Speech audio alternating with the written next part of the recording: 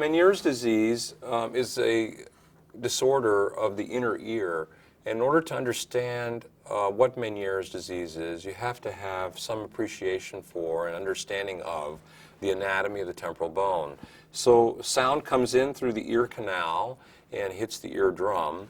And as the eardrum vibrates, the bones behind the eardrum also vibrate. And this little tiny bone, the stapes bone, is also set into motion.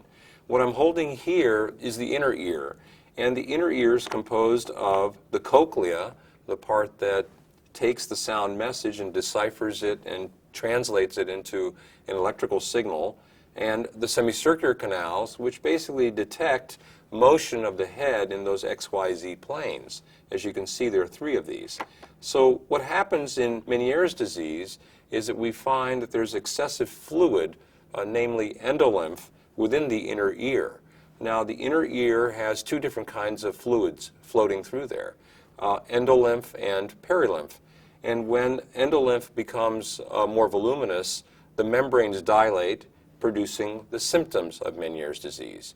The symptoms of Meniere's disease include episodic vertigo, tinnitus, and low-frequency sensory hearing loss that fluctuates over time. You don't necessarily have to have all the components of Meniere's disease in order to make the diagnosis. There is such a thing called atypical Meniere's disease, where you can have problems related to the hearing without the problems related to the balance, and you can also have atypical vestibular Meniere's disease, where you have episodes of vertigo without any hearing loss or tinnitus. So in a nutshell, Meniere's disease is a constellation of symptoms: acute episodic vertigo, roaring tinnitus, and fluctuating low-frequency hearing loss. The treatment for Meniere's disease really depends upon the symptoms. Low-frequency fluctuating hearing loss is best treated with a programmable hearing aid. There is nothing else we have to offer for the hearing problem related to Meniere's disease. What is most incapacitating about Meniere's disease is the episodic vertigo and the change in lifestyle that the patients experience. And for that, we have many options. The most conservative option in terms of treating Meniere's disease symptoms relates to reducing your sodium intake and thereby reducing the volume of endolymph in the inner ear.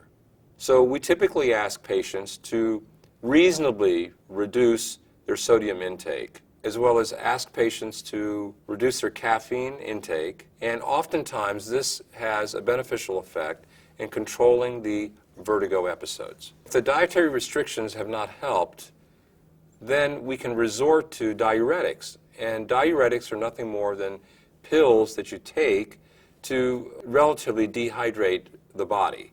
And what's happening here is we're trying to dehydrate the inner ear and reduce the amount of endolymph that's found in the inner ear, and thereby reduce symptoms. So initially, conservatively, we try dietary restrictions. Secondarily, we try diuretics. And thirdly, if diuretics don't seem to work as well, we try a drug called beta-histine, or SERC. There have been many European trials that have found great efficacy in controlling the vertigo episodes in Meniere's disease using SERC. We have quite a few patients that are able to function and maintain their lifestyle and go on with their everyday activities without any difficulty.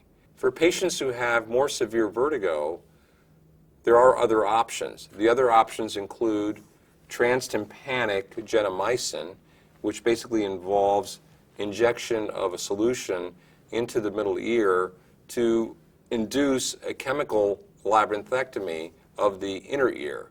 So in a way, we are reducing the function of the inner ear by instilling gentamicin into the middle ear. The risk involved with gentamicin treatment is hearing loss. And that's the reason why we are very conservative with offering gentamicin treatment. Another option is endolymphatic sac surgery. And the endolymphatic sac is really a membranous extension of the inner ear. Endolymph, we think, is formed within the cochlea, circulates throughout the inner ear, filters into the endolymphatic sac, and then filters from there into the spinal fluid space and into the blood vessels around the endolymphatic sac. When the endolymphatic sac doesn't work well, we think that the endolymph backs up in the inner ear, accumulates, causing dilatation of the membranes and symptoms. So one of the treatments involves endolymphatic sac shunt. And what we're talking about here is an operation to go through the mastoid bone, the bone behind the ear, to get down to the endolymphatic sac, decompress it, and place a shunt tube. Now, this doesn't work for everyone. There's a 65% chance that this will control vertigo spells. But it is the most conservative option in that it doesn't affect the hearing mechanism. Yes. Another treatment option for Meniere's disease includes vestibular neurectomy surgery. This involves a little bit more surgery than endolymphatic sac surgery. It involves an incision behind the ear, going through the mastoid bone, getting down to and approaching the vestibular nerves. Again, these are the nerves that connect the inner ear to the brainstem, and dividing the vestibular nerve, thereby disconnecting the balance information that the inner ear detects with the brainstem. And it takes some time for patients to recover their balance after vestibular neurectomy surgery. It usually takes about 3 to 4 weeks for them to regain their balance, but there's a 95% chance of complete resolution of their vertigo spells with Meniere's disease.